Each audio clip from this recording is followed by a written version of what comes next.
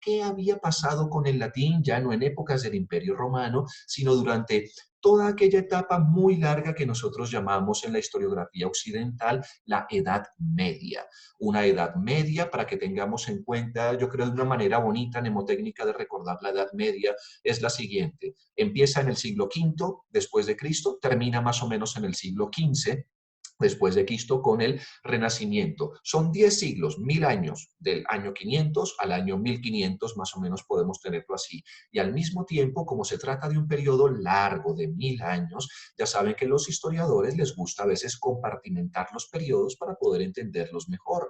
Así que en la historiografía occidental, básicamente lo que hacemos es dividir esos 1000 años que llamamos en general la Edad Media en dos periodos principales. El primero, muy fácil de recordar, del siglo V al siglo X, es decir, más o menos del 500 al 1000, lo llamaremos Alta Edad Media, y del año 1000 al año 1500 lo llamaremos Baja Edad Media. Entonces, hoy analizaremos qué es lo que pasó con el desarrollo del latín entre la Alta Edad Media y la Baja Edad Media, para quedarnos un poquito a las puertas del Renacimiento. No, iremos un poquito más allá, llegaremos hasta el llamado siglo de oro español, hasta el siglo XVII, o lo que yo quiero llamar el auge de las lenguas nacionales. Y nos quedaremos ahí congelados con el auge de las lenguas nacionales para la próxima clase ver cuáles fueron las exploraciones de todas las naciones europeas más allá de sus fronteras naturales. Entonces, ese es más o menos el recorrido y el hilo conductor que nos permite conectar los temas que habíamos visto hasta ahora con lo que vamos nosotros a ver. Bien, comenzaremos entonces nuestra historia y nuestro repaso de la situación del latín en la Alta Edad Media. Como les he dicho, es una Alta Edad Media que comenzaría en el siglo V y llegaría más o menos hasta el siglo X. ¿Cuál era la situación del mundo mediterráneo durante esta época? Recordemos que nuestro imperio romano entonces se ha dividido. En algún momento tuvimos ocasión de atender a qué había pasado con la parte oriental del imperio, un imperio que estaba dividido, recordemos, no solo a nivel político, sino a nivel lingüístico. En la parte occidental había predominado la lengua latina, en la parte oriental había predominado la lengua griega. Del antiguo imperio romano solo se mantendrá la parte oriental del imperio, que cambiará de nombre y se llamará Bizancio. La ciudad de Constantinopla pasará a llamarse Bizancio y llamaremos a todo esto Imperio Bizantino. Un imperio bizantino que habrá de durar durante toda la Edad Media prácticamente, Alta Edad Media, Baja Edad Media, precisamente hasta el año de 1453, cuando cae Constantinopla. Pero no habíamos visto qué es lo que había ocurrido después del siglo V en la parte occidental del imperio. Estamos en el año 476. ¿Por qué soy tan preciso con el año 476? Porque es el año en el que es expulsado el último de los emperadores romanos de Occidente. Hablamos de Rómulo Augusto. Y es el año también en el que se han ya concretado muchas de las llamadas invasiones germánicas, es decir, toda una serie de pueblos que han incursionado en los antiguos territorios del imperio romano. Hablamos de los sajones y los anglos en el norte, hablamos de los francos en el territorio de los franceses, hablamos de los ostrogodos y los lombardos en el territorio italiano, muy especialmente hablamos de los visigodos en el territorio español, y también los vándalos, una onda de vándalos que llegaría al norte de África. Con lo cual, habíamos recordado la situación paradójica que se produjo en este momento. La lengua vehicular, la lengua administrativa, la lengua de poder, la lengua oficial en todos estos territorios antes de las invasiones germánicas había sido el latín.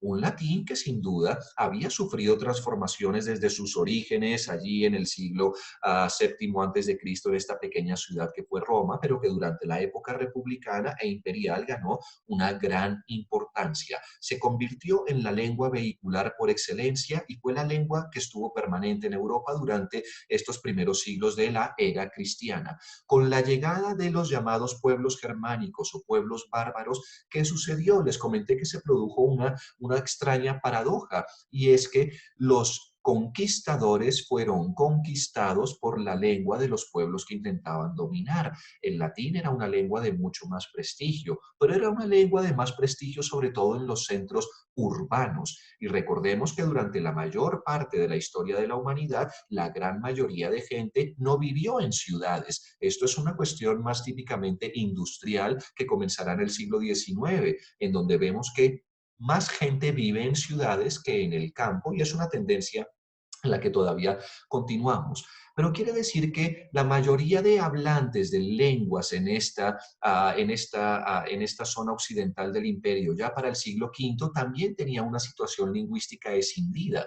Lo que les comenté del árabe al final de la clase pasada, la situación actual del árabe es muy parecida a la situación del latín durante esta alta edad media en el siglo en Europa.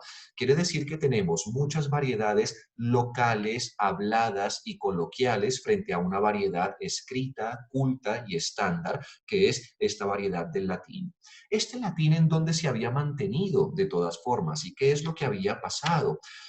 Se llama Edad Media, muchas veces también se la ha llamado Edad Oscura en la historiografía occidental, no porque haya sido especialmente terrible, apocalíptica o tenebrosa, sino porque la producción intelectual de esta época descenderá considerablemente respecto a los periodos anteriores, clásico y el periodo posterior que fue el Renacimiento.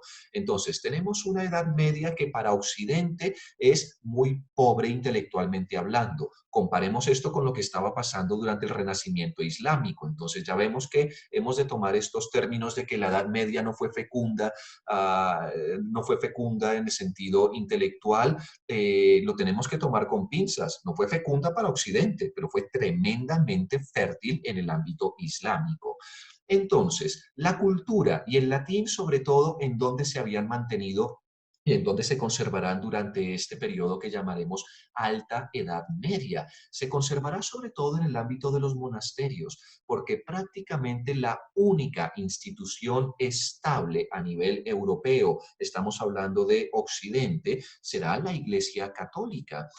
Otras instituciones que eran remanentes de las instituciones imperiales romanas quedarán totalmente desmontadas ante la presencia de diferentes grupos germánicos que están en el poder. Entonces, será la Iglesia Católica, recordemos que el catolicismo sobre todo privilegiará la lengua del latín, muy especialmente a partir de ese siglo IV, donde ya teníamos la traducción de la Vulgata. Entonces, el conocimiento de los autores clásicos latinos y sobre todo la obra de la Vulgata inspirarán también a que las muy pocas obras que se escriban durante esta época sean de carácter religioso, tengan que ver con comentarios acerca de la Biblia o tengan que ver con comentarios que se hace en el ámbito de la educación que llamaremos escolástica, es decir, una educación filosófica que une a también la tradición teológica cristiana. Quiere decir entonces que el latín se conservará como lengua de cultura, sobre todo en el ámbito de las iglesias, de los monasterios y de las instituciones que están cerca del poder, especialmente en su forma escrita, porque ya sabemos que la forma hablada irá cambiando en cada uno de estos territorios. Y a partir del comienzo de la Baja Edad Media, es decir, más o menos los siglos XI y los siglos XII, cuando empiezan a fundarse las primeras universidades europeas, entonces también tendremos con que el latín se convertirá en la lengua vehicular y la lengua de cultura en estos espacios.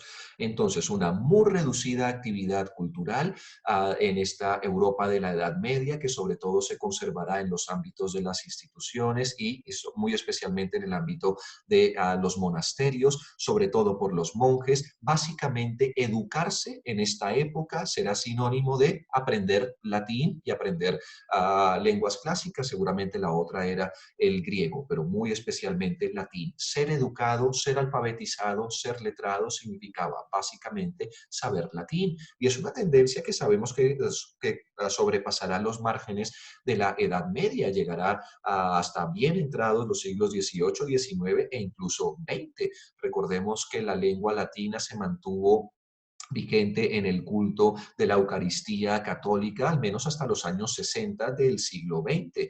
Entonces, bueno, de ahí también la gran importancia que tuvo el latín durante esta época.